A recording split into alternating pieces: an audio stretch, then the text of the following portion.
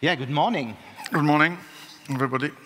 So before we jump in and answer some of the questions Rainer Esser just asked, let's connect to the debate we just had around the German energy system. We've heard things are getting more expensive. We've seen in the last couple of months, supply is getting more shaky. So from your perspective, from the French perspective, is that what we see, the German Energiewende? Is that a great strategy or a dead end, as some say? Germany has made some choice. By the way, that's why I'm here, because they are the same choice than TotalEnergies. It's renewable and gas to make electricity. That's why we are investing heavily in the country, and we are establishing a full ecosystem in order to benefit from this strategy. I cannot answer for Germany, is nuclear good or not? This debate is out. But what I'm sure is that you have a clear vision. Now it's time to implement it. And again, we are committed on our side to contribute by offshore wind, by batteries. We just announced new investment this morning in batteries, by aggregation of renewables. We are acquiring a large renewable developer in Germany, and to contribute to gas-fired power plants when it will come. So we are, and even 10 days ago, we announced that our Leuna refinery, we buy some hydrogen from RWE in Germany. So we are exploring the full spectrum of opportunities given by that. You've just said the debate about nuclear energy is out. It's not quite, because we've seen in the coalition debate that at least the debate is coming back. So is that something Germany should consider? I think, in fact, the reality, it's Europe for me. The real answer to all your problem on energy, not only on energy, on sovereignty, on defense, if we continue to speak about country by country, each of our countries are small. And we are inefficient. You know, what we observe today, and with Trump administration is even more spectacular, is that it's the end of a global world. You have blocks, you have US thinking to themselves, you have China, which is a block by itself, and we are in between. You have the Middle East, you have Global South, and then either we seize the opportunity to really build and continue to integrate Europe, to have a real unified market. It's true for digital. It's even that we should get rid of the 27 regulators, have one to create a real market. It's clear for financial markets. When do we have a large stock market encompassing all the stock markets of Europe? And it's the same for energy. The best way to optimize the cost of energy in Europe is not to have 27 different energy strategies, is to think globally. After what, if France has some nuclear, why not having interconnections and having Germans benefiting of it? And the same for offshore wind. We have more offshore wind in the North Sea in Germany. So I think if you think globally, you have a chance to make your system more efficient. If we continue to think one by one, I can tell you it will be very tough for any of us to be competitive. Okay, so let's make that concrete. In the coalition debate right now in Berlin, what are the 2 or 3 most important things the next German government should consider to strengthen this European energy system? Again, what I said, I think it's a matter of really investing in infrastructure. The question of interconnections, not only grids in Germany, it's fundamental. You have lack of infrastructure grid in Germany, it's clear, but also at a European global level.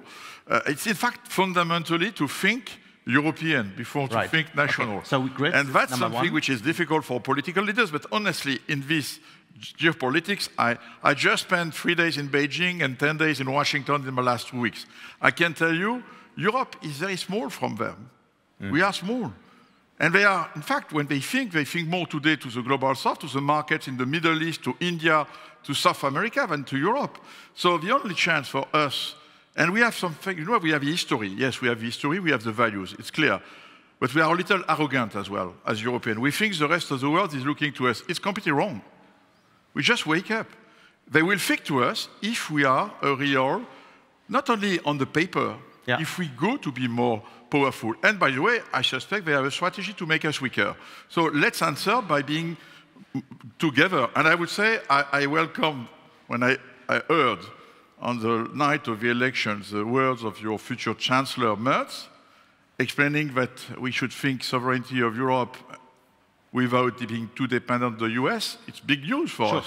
I know the French have been considered as well. It's fundamental, I think, even for energy. Let's try to make this a bit more clear. So we talked about European power grids. So what else is to be done? Oh, but for Germany, it's obvious that you need to implement the plan, which is, okay, in particular, you have a large debate, long debate about gas-fired power plant. You need to build them now. Otherwise, you will never get rid of your coal. But you need to build that in a pragmatic way. I know here it's a land of hydrogen, we almost contribute, but honestly, the priority is the affordability. I spent 25 years in that world of energy. It's obvious that the first characteristic, of course, the energy must be reliable and sustainable, but it must be cheap. If it's not cheap, nobody is happy. We've seen that in 22 in Europe, when suddenly we discovered that without Russian gas, all the prices were going up to the roof. Neither the citizens, the consumers, individual consumers, the households, nor the industries were happy. So I think it's time to act, but to act pragmatically. And honestly, a gas-fired power plant is a gas-fired power plant. Okay. It's not something complex. I know that you want to make CCS in the future, or you want to make hydrogen. But for the time being, the reality, we are desynchronized from the rest of the world in terms, I'm sorry to tell you, of climate policy and price of energy. And it's a fundamental matter of industry competitiveness. Either we synchronize with the rest of the world. We did not convince the rest of the world to have a CO2 pricing, CO2. We are the only one. So either we take action and we have a chance to maintain our industries in Europe, or the leaders that we are will make choices. Does that also mean a rollback in climate policy? No, it means keeping the ambition, but being pragmatic in the way to implement it. What does it mean?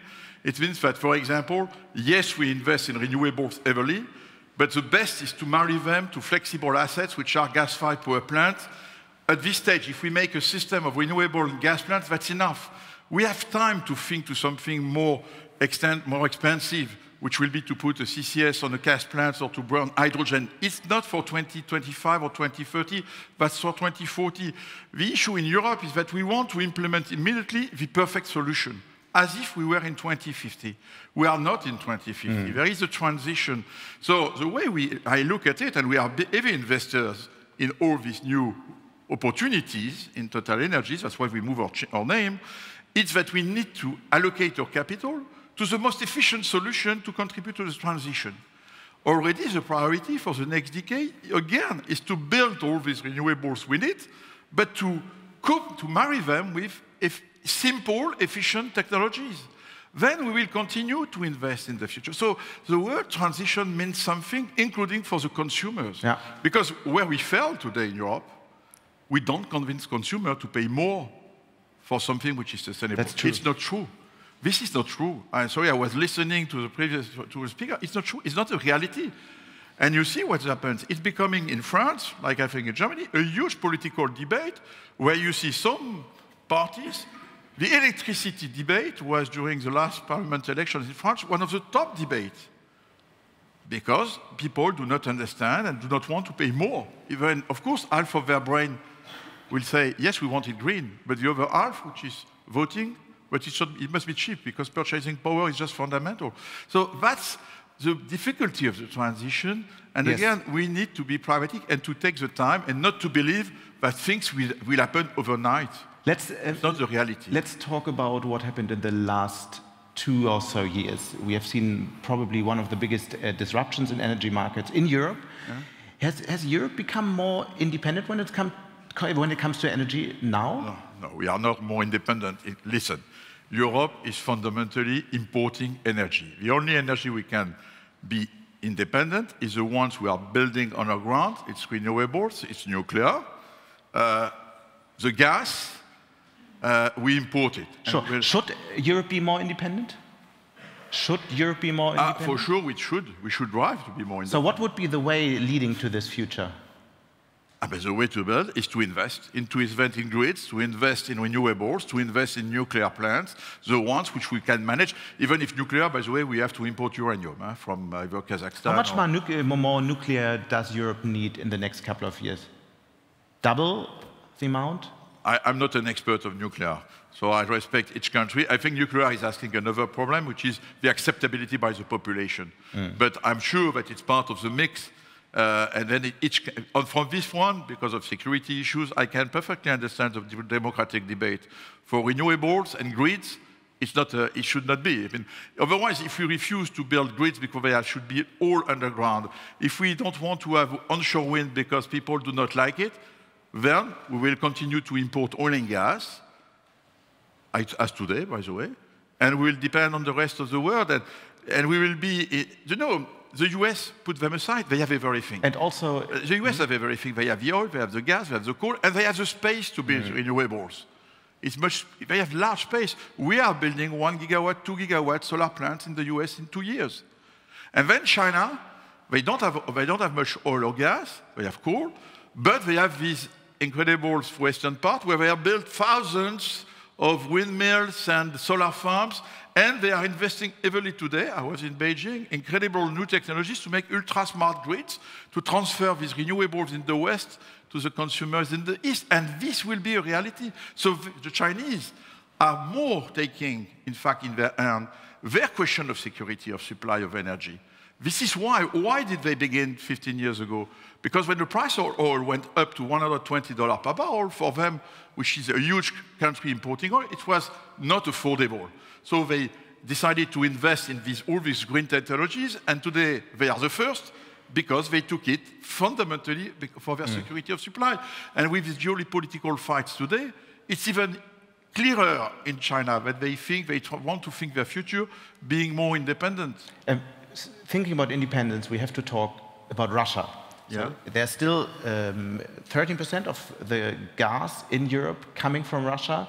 We had an interview yesterday in Handelsblatt with the new energy commissioner, Dan Jorgensen, and he said that he wants to make Europe completely independent of Russian energy. Last year here in this conference, you said this wouldn't be possible. Did you change your mind? I think, again, it's a democratic debate, which I perfectly understand. My view is that the over-dependency from before, never again. That's obvious, but be careful not to have the same situation with the US in the future. So we must, obviously, I agree, fully diversify. I think it will be interesting to see if we resist to the cheap Russian gas or not. How much do we resist? But for now, I think Central Europe will not fully resist because, by the way, they are landlocked and they need some gas. Sorry, coming back to my question. But the answer will be here in this country, here in Germany. You have the answer here. France, we do not care too much. So Russian gas does not come. We have the answer here. And it's a matter, again. So I will not, I think, but again, my view, first, contrary to what the markets think, even if I hope there will be, I don't know which type of peace will come or ceasefire, I don't think it will be tomorrow morning. I think it will take time to see Russian gas coming back because what Putin has destroyed is a trust. Not only, by the way, with European consumers, but with others. I think you have probably noticed the Chinese did not rush to build a new pipe gas between Russia and China. They don't want to be over-dependent. So I think for us, it will obviously, even in the mindset of people, it will take time to see Russian gas moving.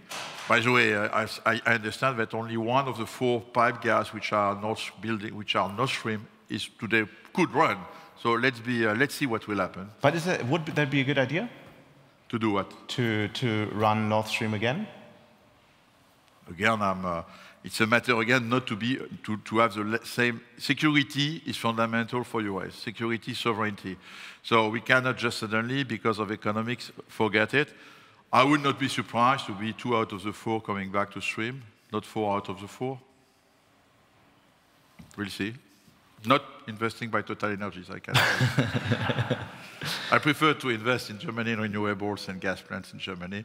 But again, I think there will be a debate between the economic competitiveness and the security of supplies. But again, it's the same debate I mentioned. Reliability and affordability. And for European industries and for your German industries, of course, it is quite an important debate. I can understand it. And there is no way to be competitive against Russian gas with LNG coming from wherever it is, because LNG, you have to liquefy, you have to regasify, so it's fundamentally more expensive. That's just a matter of technology. But again, I would not recommend to come back to the 150 BCM we were there today. That's. I understand the political debate. I think when we say it's easy to say we ban it completely. I think we have always. I don't like black and white solutions because I think it's not the reality of the world. We like in Germany black and white debates. So no. But like in France, but at the end, the solutions generally are gray and in the middle. So we are almost at the end of our discussion here, but I need to ask one last question. We've seen a strategy shift with big energy corporates. So Shell, BP, Exxon, they are increasingly investing their money in fossil fuel projects. They are taking back ideas for renewable projects. Your company is committed to invest a third of its long-term capital expenditure in low-emission projects. Will you change your strategy eventually? No. I've been there for 10 years, so if the board wants to change the strategy, we will find another. So what do you see the others? In energy, it's a matter you have to have a medium and long-term vision. It's a measure of consistency, and the markets like consistency. In fact, the big difference with my two European peers, we never say we will diminish the oil and gas production of TotalEnergies. On the contrary, we say we'll continue to grow it, in particular the gas. Why? Because, and this is for me, but at the same time we said we will establish an electricity business within the company, and in 4 years, more than 10% of our sales were electricity. In 25, 10% of our production will be electricity, and will be at 20% by 2030, and by investing 4 billion per year. And why didn't we say we will? First, because I'm not a magician.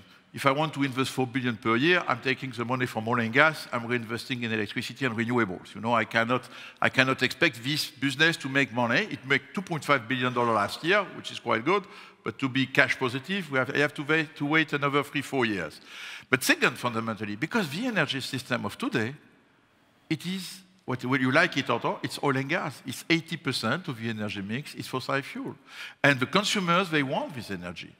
And there is a big mistake which has been done by my peers, which is to think that you can begin to diminish the existing system without having first built the new system. So, and this is true for Europe as a whole. I'm sorry, as long as we didn't build a system of energy, a decarbonized energy system with renewables, with all these low carbon molecules, biogas, as long as it's not built, there is no way to begin to diminish the other one, because you want a reliable energy. None of us want to have a lack of energy. Remind what happened in 22. Yeah. But this is the fundamental part. So we have been clear on our strategy. We'll continue to be. I was very criticized sometimes 4 years ago. Today, it seems that even some Anglo-Saxon, English, British newspapers explain that we were right. So that's quite a good recognition for a French company. So what numbers do you see some experts say peak oil will be there 2030? Is that something you are calculating? I don't know. I think it will come. I said myself between 2030 and 40. I don't know. It will come because there is one big news which happened in China in 2024. We have learned, and it was confirmed to me, that the peak oil consumption or petroleum production will happen in China by 26, 27. The Chinese are very surprised. There are two reasons. The one the Europeans put into the spotlight, which is, yes, the EV are representing more than 50% of their sales and continue to grow, and they are incredibly having a better technology. The last news of BYD being able to have a charger in 5 minutes completely changed. I think this market is a big revolution. But there's another reason, is that there is a diminishing of their needs for industry, for real estate, etc.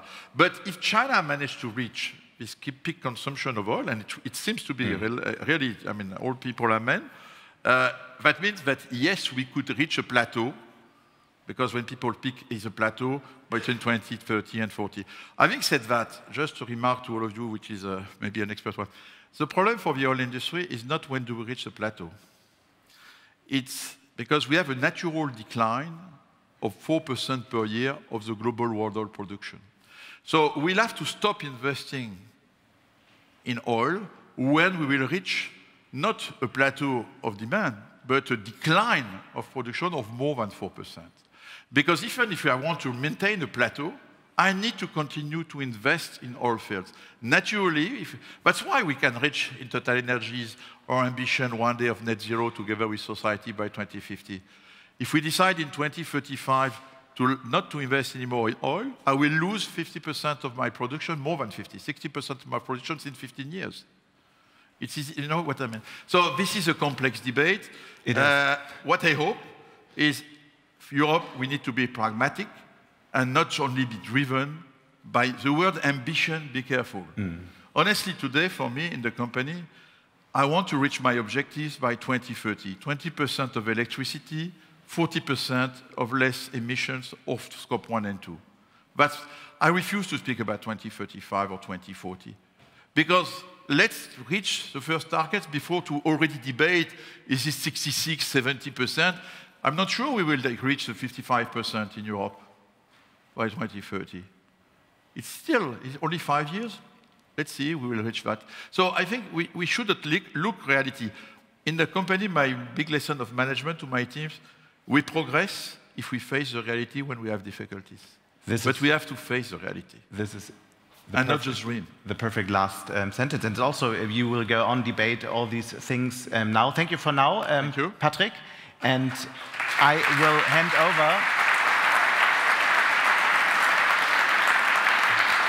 will hand over now to my colleague Horst von Butler from Wirtschaftswoche, who's leading the next conversation here on stage. Thank you. Come over here.